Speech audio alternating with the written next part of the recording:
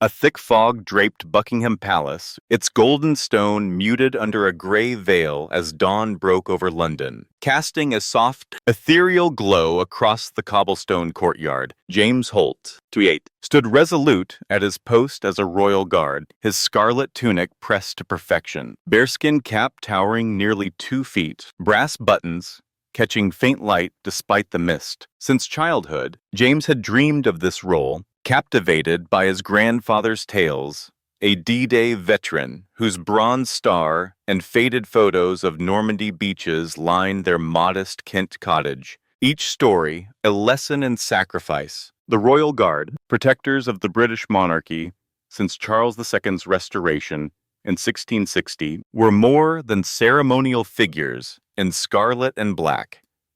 They were living emblems of history, their discipline forged through centuries of battles. From Waterloo to the deserts of Helmand, James's training, a relentless gauntlet of physical and mental rigor, had shaped him into a sentinel of tradition, his every movement precise, his gaze unyielding. Yet this morning, an unshakable unease stirred within him, honing his senses sharper than usual. For Americans over 55, many with deep ties to military service, veterans of Korea, Vietnam, or the Gulf Wars, or families who've stood in solemn silence at Arlington National Cemetery, James's silent vigil mirrored the honor guards at the tomb of the unknown soldier, their stillness a testament to duty, their presence a bridge between past sacrifices and present gratitude. The palace gates buzzed with the familiar chaos of a London morning. Tourists swarmed, their cameras clicking in a frenzy, children giggling as they mimicked the guards' unflinching stance. Street performers strumming guitars or juggling for spare change. Amid the crowd, James's trained eye caught a troubling anomaly. Marcus Turner, 90 years old, stood near the ornate railings, encircled by 3 young men whose postures radiated menace. Marcus, frail yet dignified, wore a threadbare suit adorned with a chest of military medals, glinting stars and crosses earned in the frozen hills of Korea and the jungles of Malaya, each one a hard-won chapter of valor. His hands trembled slightly, not from fear, but from the relentless march of time, his polished cane a steady anchor against the uneven pavement. James watched, his instincts sharpening. As the leader of the group, a lanky youth with a sneer curling his lips, reached out and tapped one of Marcus's medals. A Korean war star, his smirk slicing through the fog like a blade. Marcus stiffened, his shoulders squaring with a soldier's pride. But he held his ground, his silence louder than any retort. Evelyn Harper, a 67-year-old retired nurse from Akron, Ohio, paused a few yards away, her camera dangling from its strap. Her husband, a Vietnam veteran, had worn his Purple Heart with quiet pride at VFW parades, and she recognized the weight of Marcus's medals, each one a story of loss and courage. Those boys shouldn't be bothering him, she whispered to her travel companion, Clara Thompson, 70, a retired school teacher from Des Moines, Iowa, whose son had earned a Bronze Star in the Gulf War. Clara nodded, her eyes narrowing, her phone already in hand, sensing the scene might turn ugly. The leader's voice cut through the morning air, dripping with derision. "Boy, old man, bet you don't even remember what these are for." Marcus met the youth's gaze, his voice steady, carrying the weight of decades. "I remember every moment." The words landed like a quiet command. Unyielding, rooted in a lifetime of service, the leader scoffed, his tone mocking. "Yeah, well, they don't mean much now, do they?" Evelyn's heart sank, memories of her husband's stories flooding back. Young men jeering at him in the 1970s, calling his service worthless. Clara gripped her arm, whispering, "That's not right," her thumb hovering over the record button. The tension escalated in a heartbeat. The leader, emboldened by his friends' snickers, grabbed Marcus's largest medal, the Korean War Star, yanking it with force. The ribbon straining against the pin, Marcus stumbled, his cane scraping the pavement, his free hand clutching the railing to steady himself. A gasp rippled through the crowd, tourists turning, phones rising. Evelyn's voice broke. "That's shameful." As she fumbled to start her camera, her hands trembling with indignation, Clara began recording, her lens capturing Marcus's face eyes fierce with pride, not pain, as he clutched the medal's ribbon, refusing to let it fall. James's pulse surged, his training screaming for stillness, his role as a royal guard demanding he remain a statue unless a clear, immediate threat to the palace emerged. Yet within him, a deeper imperative roared. A moral call that transcended protocol, rooted in the stories of his grandfather, who'd carried wounded men through Normandy's chaos, and in the unspoken oath to honor those who'd served. This wasn't just an old man. This was a soldier, his medals a sacred ledger of sacrifice, and they were being defiled. James made his choice, a decision that would ripple far beyond the palace gates. Breaking post. He advanced, his boots striking the cobblestone with deliberate force, each step a rebellion against centuries of rigid tradition. The crowd stilled, a collective gasp echoing as tourists and locals alike raised their phones, capturing the unthinkable. A royal guard in motion, his bearskin cap a beacon in the fog. "Let go of him," James said, his tone measured, resolute, carrying the quiet authority of a man who'd trained for years to embody discipline. The leader turned, momentarily startled, then regained his bravado, sneering. "Oh, look, the tin soldier speaks. James's gaze held firm, unflinching, his presence a wall of resolve. "Step back," he commanded, his voice low but unyielding. The two accomplices exchanged uneasy glances, their confidence faltering, but the leader, fueled by the crowd's attention, took a defiant step forward. "Or what?" he taunted, his smirk daring James to act. In a flash, James responded with the precision of his training, seizing the youth's wrist in a controlled maneuver, applying just enough pressure to elicit a sharp cry of surprise and pain. The leader's hand opened, the metal slipping free, and Marcus caught it instinctively, his fingers closing around its familiar weight. A faint tremor betraying the emotion he held in check. "Leave, Lam," James instructed, his grip tightening briefly to underscore the severity of his directive, his eyes never leaving the youth's. The leader recoiled, rubbing his wrist, his bravado crumbling under the weight of James' calm authority. "This isn't over," he muttered, but his voice lacked conviction as he backed away, his cohorts following, their heads low, disappearing into the fog. The crowd erupted in applause, a wave of cheers washing over the courtyard, Evelyn and Clara's voices rising above the rest, their faces alight with relief and admiration. "That's a true soldier," Evelyn said, her video already uploading to her social media, captioned, "Honor defended at Buckingham Palace." Clara's footage, shaky but clear, captured Marcus's steady gaze and James's resolute stance. Her post reading, "Respect won today." Marcus turned to James, his eyes warm with gratitude, a spark of youth flickering in their depths, despite his age. "You didn't have to do that, son," he said, his voice soft but firm, carrying the weight of a man who'd seen war's cost and valued peace's defenders. James straightened, the gravity of his breach settling into his bones. Yet he felt no regret. "Yes, sir, I did," he replied, his tone steady, a soldier's conviction in every word. Evelyn stepped forward, her voice trembling with emotion. "I'm American, but I know what those medals mean." "Thank you, sir," she said to Marcus, then turned to James, her eyes shining. "And you, young man, you're a hero." Marcus smiled faintly, his hand steadying on his cane as he touched the star-shaped medal, its edges worn but gleaming. "This one's for Korea, 1951, Chosin Reservoir," he said, his voice a quiet hymn to memory. "Lost half my unit to frostbite and bullets. These aren't trinkets. They're our lives." Clara wiped a tear, her son's Gulf War stories echoing in Marcus's words. His bronze star, a mirror to the medals on Marcus's chest, kept in her Iowa home beside a folded flag from his service. The fog over Buckingham Palace had lifted by mid-morning, but the weight of James Holt's actions lingered, his breach of Royal Guard protocol rippling through the crowd like a stone cast into still water. The tourists' applause still echoed in his ears as he resumed his post, his scarlet tunic and bearskin cap unmoved by the stir. Though his mind churned with the gravity of what he'd done, he had protected Marcus Turner, a 90-year-old veteran, from a thug's disrespect, but at a cost.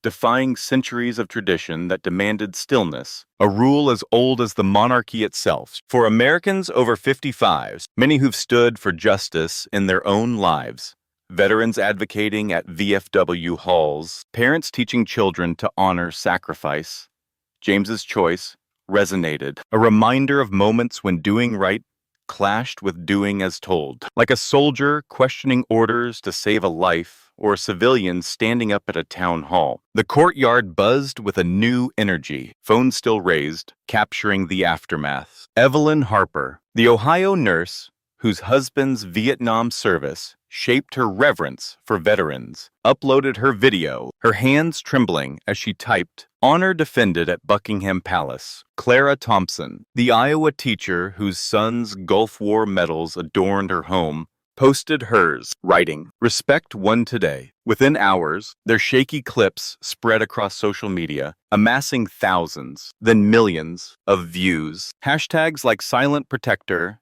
and Guard Gone Hero trended. The footage showing James's precise maneuver to free Marcus's medal, Marcus's steady gaze, and the thug's retreat. Comments flooded in, many from American seniors. "This is what courage looks like," wrote Tom Reynolds, a 72-year-old Texas Vietnam medic. His own Silver Star, a silent witness to his past, reminds me of my dad. Korea vet, disrespected at a diner in 59. "Thank you, young man," posted Maria Lopez, 68, a California librarian whose father's Korean War stories filled her childhood. The videos sparked debates online. Some praised James's moral stand. Others questioned whether he'd violated sacred protocol. But for older Americans, the act stirred pride, echoing their own fights for respect. From civil rights marches to veterans benefits rallies. Inside the palace, James was summoned to Captain Ellis's office, the oak-paneled room, heavy with tradition. Portraits of past guards lining the walls. Ellis, arms crossed, his expression unreadable, fixed his gaze on James, who stood at attention, his heart steady but his mind racing. "You breached protocol," Ellis stated, his voice clipped, each word a weight. "Yes, sir," James replied, his tone firm, no trace of defiance, but no apology either. "You understand the implications," Ellis pressed, his fingers drumming briefly on his polished desk, a rare sign of inner conflict. "I do, sir," James said, accepting the potential cost. Suspension, demotion, or worse, he thought of his grandfather, whose D-Day scars came not just from bullets, but from standing firm when others faltered. Once, carrying a wounded comrade through a minefield against orders. "You acted justly," Ellis conceded, his voice softening. "But institutional constraints necessitate consequences." James nodded, the words settling like a familiar burden. For Americans like Tom, who'd faced court-martials for defying flawed commands in Vietnam, or Maria, whose father was disciplined for aiding Korean civilians, James's stand was a mirror to their own, where justice demanded sacrifice. As James returned to his duties, the viral storm grew. In Ohio, Evelyn showed the video at her VFW auxiliary, her voice breaking as she described Marcus's dignity, sparking a respect. "Our vets campaign to escort elderly veterans through public spaces, shielding them from disrespect." Clara's Iowa church launched Medals Matter, collecting oral histories from local veterans for schools. Marcus's trembling hand on his medal, their inspiration. Across the Atlantic, American veterans groups shared the footage, from Texas VFW posts to California Legion halls, each view a nod to their own battles for recognition. "That guard's a brother," Tom wrote online, his comment liked thousands of times. Maria's podcast, Stories of Service, teased an episode on Marcus, her research uncovering his Korean War record, Chosin Reservoir, 1951, where he'd held a frozen ridge, saving his unit under relentless fire. The story wasn't just James's anymore.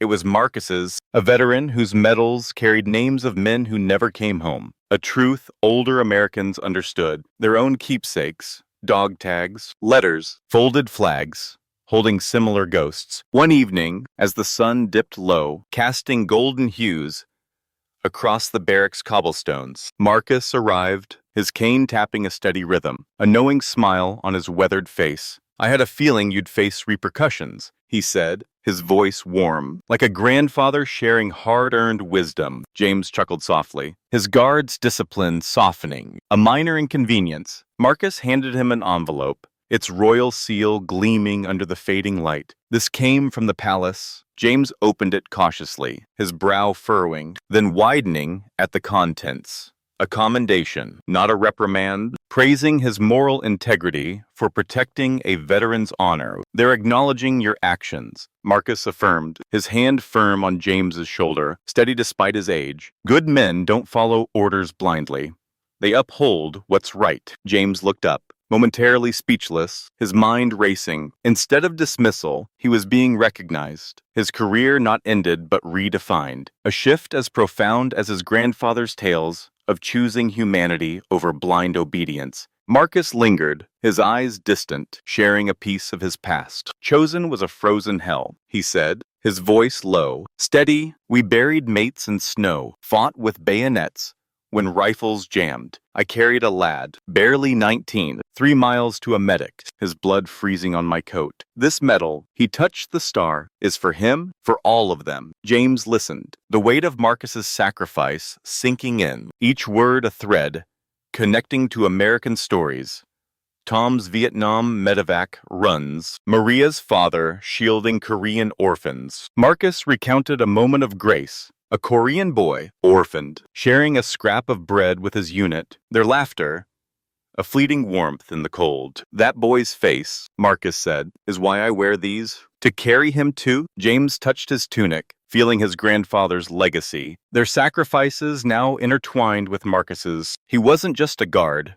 He was a protector of principle, his role no longer bound by protocol alone, but by a deeper duty to justice. A truth older Americans lived, from VA volunteering to cemetery flag ceremonies, each act a stand for those who served. The viral echo of James Holt's stand at Buckingham Palace stretched far beyond the cobblestone courtyard, its ripples crossing oceans to touch the hearts of Americans, especially those over 55, whose lives were shaped by service, sacrifice, and the quiet fight for respect. The videos posted by Evelyn Harper and Clara Thompson, capturing James's defense of 90-year-old veteran Marcus Turner's medals, had ignited a global conversation with millions of views and hashtags like Silent Protector and Guard Gone Hero trending for weeks. In America, the story struck a deep chord, particularly among seniors who'd witnessed or endured moments of disrespect. Veterans spat on after Vietnam, families of Korean War heroes ignored, or elderly soldiers dismissed in everyday encounters. For them, James's act wasn't just a moment of courage, but a beacon, a reminder that honor could prevail, much like their own efforts through VFW fundraisers, VA volunteering, or community tributes to the greatest generation, each act a stand against time's erosion of memory. In Houston, Texas, Tom Reynolds, a 72-year-old Vietnam medic, sat in his VFW post, the video playing on a loop during a weekly meeting. His silver star, tucked in a velvet case at home, bore the weight of lives saved and lost, and Marcus's trembling hand on his Korean War medal mirrored Tom's own pride. That guard stood for all of us, Tom told his comrades, their heads nodding, some wiping eyes. Inspired, he launched Veteran Honor Walks, a program where seniors and veterans escorted elderly service members through public spaces, malls, airports, town squares, ensuring they were treated with dignity. The initiative spread to Dallas, Atlanta, and Phoenix, with posts reporting fewer incidents of harassment, seniors walking taller, their medals gleaming under fluorescent lights. Tom's daughter, a teacher, shared the video with her students, sparking essays on courage. One teen writing, "James didn't just save a medal, he saved a man's story. For older Americans, the walks echoed their own advocacy, from 1970s marches for veterans' benefits to post-911 honor flights, where Babu 2 vets were celebrated at DC memorials in California. Maria Lopez, 68, a retired librarian whose father fought at Incheon during the Korean War, felt a lump in her throat watching Marcus describe his Chosin Reservoir medal. Her father's stories of frostbitten nights and orphaned Korean children he'd fed lived in her podcast, Stories of Service. Launched after the video went viral, Maria interviewed dozens of veterans from World War II to Afghanistan, their voices weaving a digital tapestry of valor, downloaded by thousands. One episode featured a Korean War vet who'd served near Marcus, his tale of carrying a wounded friend through snow, mirroring Marcus's own. Those medals aren't jewelry, Maria said in her intro. They're our history. Her listeners, many seniors, mailed letters sharing their own stories. A Navy nurse's diary from Iwo Jima, a Gulf War pilot's dog tags, each a thread in the legacy Marcus's medals represented. Maria's church in Oakland started a veterans story night, where elders recounted wartime memories, grandchildren listening wide-eyed. A bridge between generations built on James Act. In Virginia, John Carter, 65, a retired mechanic whose brother died in Vietnam, saw the video and felt a fire reignite. His brother's posthumous Bronze Star sat on his mantle, a daily reminder of loss and pride. John wrote to his senator, advocating for stronger laws against harassing veterans, citing James's stand as proof that public will demanded change. It's not just about medals. John's letter read, it's about what they mean. Lives given, promises kept. His local American Legion rallied, gathering 2,000 signatures, their petition gaining traction online, shared alongside the Buckingham video. John's wife, a retired teacher, organized a respect rally at their town hall, where veterans wore their medals, seniors holding signs, honor our heroes. The rally, covered by local news, inspired similar events in Ohio, Iowa, and Florida, each a testament to the story's power, resonating with Americans who'd fought for recognition, like Vietnam vets honored decades later, or civil rights leaders whose quiet stands reshaped history. The story's reach extended beyond America, but its heart pulsed strongest among those who understood Marcus's trembling pride and James's moral defiance. The Royal Guard, like America's honor guards at Dover Air Force Base or Arlington, stood as a link to battles past. Normandy, Chosin, Khe-Sanh, Fallujah, each post a vow to remember. James's commendation, a rare nod from the palace, mirrored moments when American heroes, once overlooked, were finally saluted, like Tuskegee Airmen awarded congressional medals or Wabiao Nisei veterans honored late in life. For seniors, the story recalled collective pride. Post-911 tributes to first responders, honor flights landing to applause, or small-town parades where elderly vets rode in convertibles, their medals catching sunlight. Marcus's Korean War star, earned in the frozen hell of Chosin, carried the same weight as their own keepsakes, Purple Hearts in drawers, campaign ribbons in frames, dog tags passed to grandchildren, each a story of duty unbroken. James, back at his post, felt the weight of his commendation, its words etched in his mind. For moral integrity and defense of honor, he no longer saw himself as a mere sentinel of tradition, but as a guardian of principle. His grandfather's D-Day courage now joined with Marcus's Chosin resolve. The barracks, once a place of rigid drills, hummed with quiet pride, fellow guards nodding in respect, their whispers calling him the protector. Marcus's visit, his cane tapping cobblestones, his words, good men uphold what's right, had reshaped James's purpose. A lesson echoing for Americans who've stood firm. A nurse defying hospital cuts. A veteran testifying for benefits. A grandparent teaching history to a child. The story wasn't just about one guard or one veteran. It was about the enduring call to honor, a call older Americans lived through cemetery flag placements, VA visits, or letters to Congress demanding veterans care. What does duty mean to you? Volunteer at a VA hospital, share a veteran story with your grandkids, or stand against disrespect in your town. Join a VFW, support the Equal Justice Initiative, or write about a time you defended what's right. Marcus's medals. James's courage. James's courage. Live in every act of respect, every story told. How have you honored sacrifice? Your actions keep heroes alive, their legacies shining through every polished medal, every quiet stand for justice. Share this story, not for likes, but for memory, to remind the world that honor isn't a relic. It's a promise, kept by those who choose to see, to act, to remember.